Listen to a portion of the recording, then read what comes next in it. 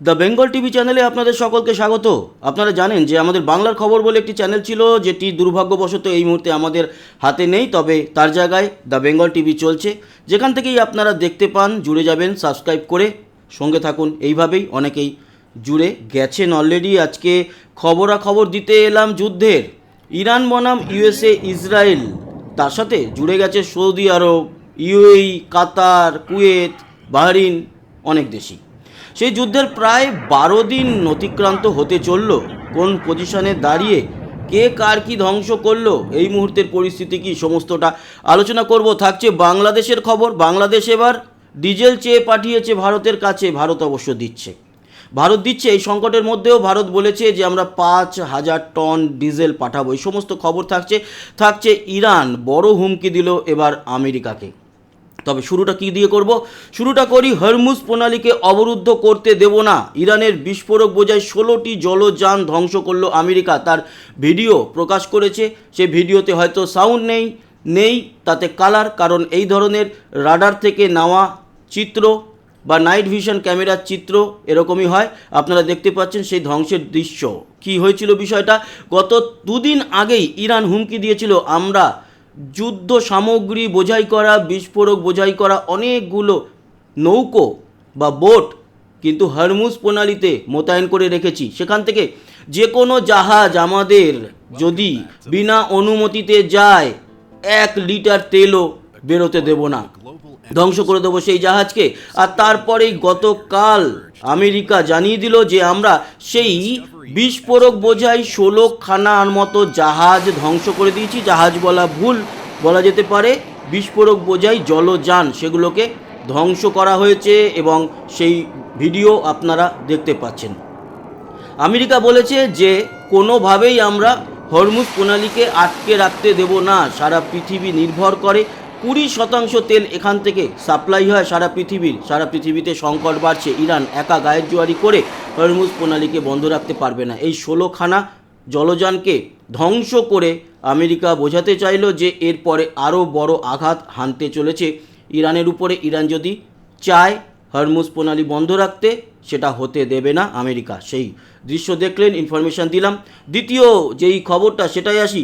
ইরানের রাডার ও air defence system উড়িয়ে দিল আমেরিকা।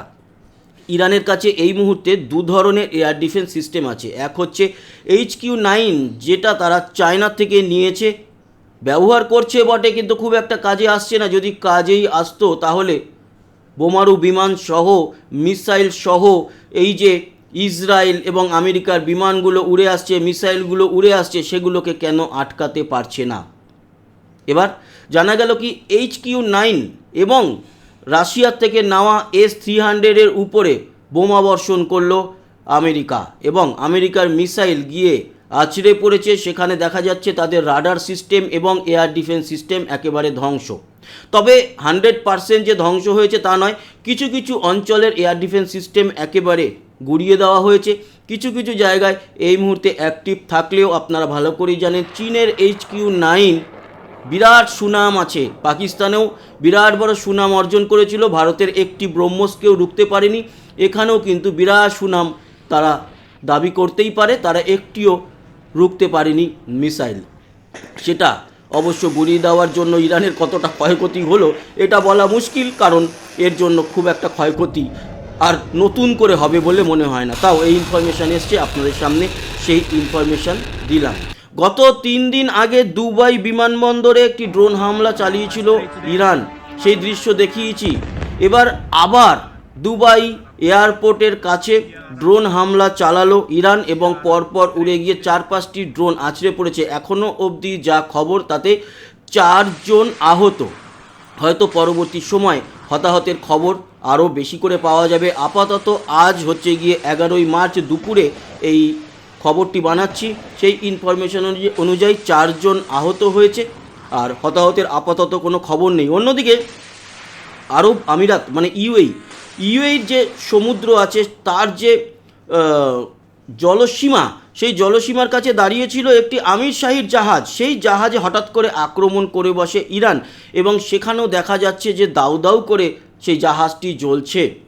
বলেছিল ইরান যে আর আমাদের পার্শ্ববর্তী প্রতিবেশী দেশগুলোর উপরে আক্রমণ করব না, কিন্তু তাদের প্রেসিডেন্ট বললেও তাদের যে আর্মি তারা কিন্তু তাতে সায় দেয়নি এবং পরপর আক্রমণ চালিয়ে যাচ্ছে।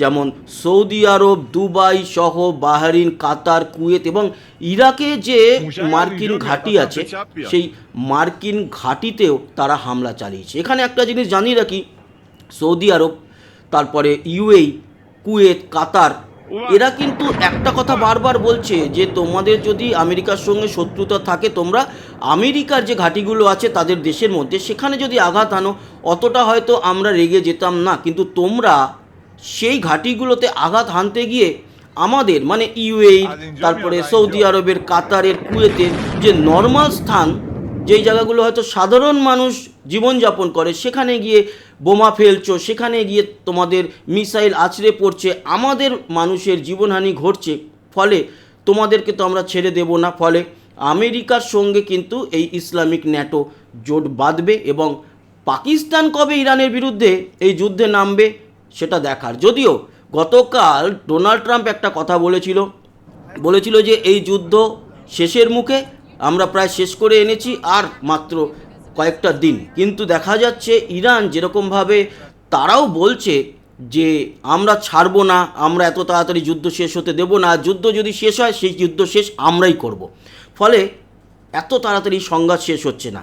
আর এই সংঘাতের মাঝেই ইরান আরও একটা হুঁশিয়ারি দিয়েছে আমেরিকাকে। কি বলেছে যে ইসরায়েলের আয়রন ডোম তো মোটামুটি আমরা যা মিসাইল ছুঁড়েছি তাতে প্রায় শেষের পথে, খুব একটা আর কিছু নেই, এইবার আমরা আসল খেলা খেলবো। কি বলেছে যে 1000 কেজি বোমা বহনকারী ক্ষেপণাস্ত্র এবার ব্যবহার করা হবে। মানে ইরান এবার যে মিসাইল ছুড়বে বা ক্ষেপণাস্ত্র ছুড়বে, সেই ক্ষেপণাস্ত্র 1000 কেজি বোম নিয়ে গিয়ে আঘাত হানতে পারবে সেরকম।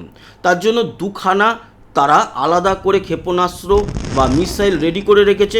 একটি হচ্ছে সুমার, যেটি 3000 কিলোমিটার পর্যন্ত উড়ে গিয়ে আঘাত হানতে পারে, আরেকটি হচ্ছে সেজ্জিল, সেটি 2000 কিলোমিটার পর্যন্ত উড়ে গিয়ে আঘাত হানতে পারে।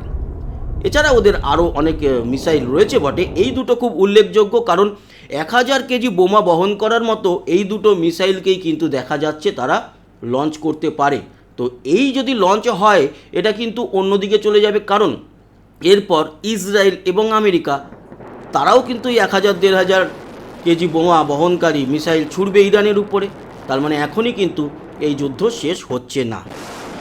এবার আসি 5 নম্বর যে খবরটা, সেটা আমেরিকার তরফ থেকে। আমেরিকার মার্কিন নেভি তারা ডোনাল্ড ট্রাম্পকে রিপোর্টিং করেছে। ডোনাল্ড ট্রাম্প যখন জিজ্ঞেস করেছিল যে তোমাদের সার্লাট ডুবোজাহাজ দিয়ে তোমরা যে ধ্বংস করলে ডেনা ইরানের যুদ্ধজাহাজটি, তো তোমরা কীরকম অনুভব করছো জিজ্ঞেস করেছিল ফোনে।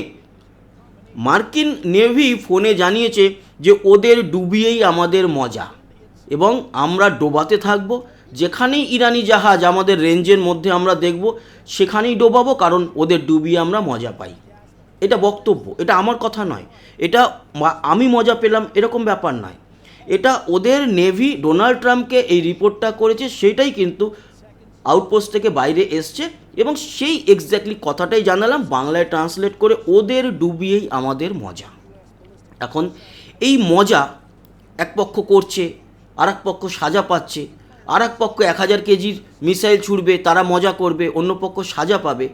এই করে করে যেটা এই মুহূর্তের পরিস্থিতি দাঁড়িয়েছে, তীব্র তেল ও গ্যাসের সংকটে কিন্তু এবার পড়তে চলেছে পৃথিবীর অনেক দেশ। যেসব দেশে তেল গ্যাস সেইভাবে উৎপন্ন হয় না, দেখুন আমাদের দেশে কিছুটা উৎপন্ন হয়, কিন্তু আমাদের এত বড় দেশে এত মানুষ, আমাদের সেই পরিমাণ যে গ্যাস আর তেল আমরা উৎপাদন করি সেটা কিছুই না, খুবই সামান্য, হতে পারে 3-4%, বাকি আমাদের বাইরে থেকে আমদানি করতে হয়। এবার রাশিয়ার থেকে আমদানি আমরা করতাম, মাঝে একটু কমানো হয়েছিল, আবার বাড়ানো হয়েছে, কিন্তু সেই জিনিসগুলো বা সেই তেল গ্যাস পৌঁছাতেও সময় লাগবে, তারপর তাকে শোধন করার ব্যাপার আছে। মাঝে হরমুজ প্রণালী দিয়ে যে তেল আসতো সেই রাস্তা এখন ঝুঁকিপূর্ণ, সেখান থেকে অবশ্য দুখানা তেলের জাহাজ ছেড়েছে ইরান ভারতের জন্য, কিন্তু আমাদেরকেও পুরো তেল অন্য দিক থেকে বা অন্য পথে আটলান্টিক হয়ে ভারত মহাসাগরের দিক থেকে ঘুরিয়ে আনতে হচ্ছে। ফলে এই যে মাঝের একটা সংকটজনক সময়, সেই সময়টায় চেষ্টা করা হচ্ছে যতটা মজুত রয়েছে তাই দিয়ে চালানো এবং দ্রুত নতুন যে কাঁচামাল আসবে তাকে শোধন করান এবং শোধন করে আবার পাবলিকের জন্য সেই কাজে লাগিয়ে দেওয়া। হয়তো সামান্য বাড়বে তেলের দাম এবং গ্যাসের দাম অলরেডি বেড়েছে। এই যে সমস্যাটা তো তাও ভারত সামলে নিতে পারবে, কিন্তু বাংলাদেশের পক্ষে এটা সামলানো খুব মুশকিল। বাংলাদেশের অবস্থা খুব করুণ এই মুহূর্তে।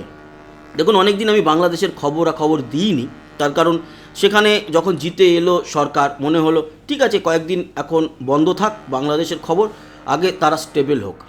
কিন্তু এই যে যুদ্ধ পরিস্থিতিতে আবারও একটু আনস্টেবল হয়ে পড়েছে। কি, তাদের পেট্রোল পাম্পে তেল নেই, কেউ জ্বালানি পাচ্ছে না। তবুও পেট্রোল যদি কম হয়, লোকাল বা যে গাড়ি ঘোড়াগুলো চলে সেগুলো প্রাইভেট গাড়ি পেট্রোলে, সেগুলো যদি একটু কম করে চালানো হয় তাও মেনে নেওয়া যাবে। কিন্তু ডিজেল যদি না চলে ট্রেন বন্ধ হয়ে যাবে। তারপরে ইলেকট্রিক উৎপাদন তো নয়, ঠিক আছে তাও মানলাম, সে নয় এখান থেকে যাচ্ছে বেশ খানিকটা, আরও ওদের নিজেদের উৎপাদন, সেখানেও ডিজেল লাগবে। আর এই যে পরিবহন যে সিস্টেমটা, বাস, লরি, যাতে করে খাদ্যদ্রব্য থেকে সব কিছু সাপ্লাই হয়, সেখানে তো ডিজেল প্রয়োজনীয়। সেই ডিজেল যদি না থাকে তাহলে তো দেশ এক প্রকার পুরো কোলাপস করে যাবে, বন্ধ হয়ে যাবে। সেই পরিপ্রেক্ষিতে দাঁড়িয়ে বাংলাদেশ ভারতের কাছে সাহায্য চেয়েছিল এবং তেল চেয়ে পাঠিয়েছে। আপাতত এই সংকটের মধ্যেও কিন্তু সিদ্ধান্ত নেওয়া হয়েছে যে বাংলাদেশকে 5,000 টন ডিজেল পাঠাবে ভারত, এবং এটা খুব শীঘ্রই যাবে, যাতে আপাতত পরিস্থিতি সামাল দিতে পারে তারা। তারপর যেরকম এগোবে পরিস্থিতি সেই নিয়ে ডিসিশন হবে।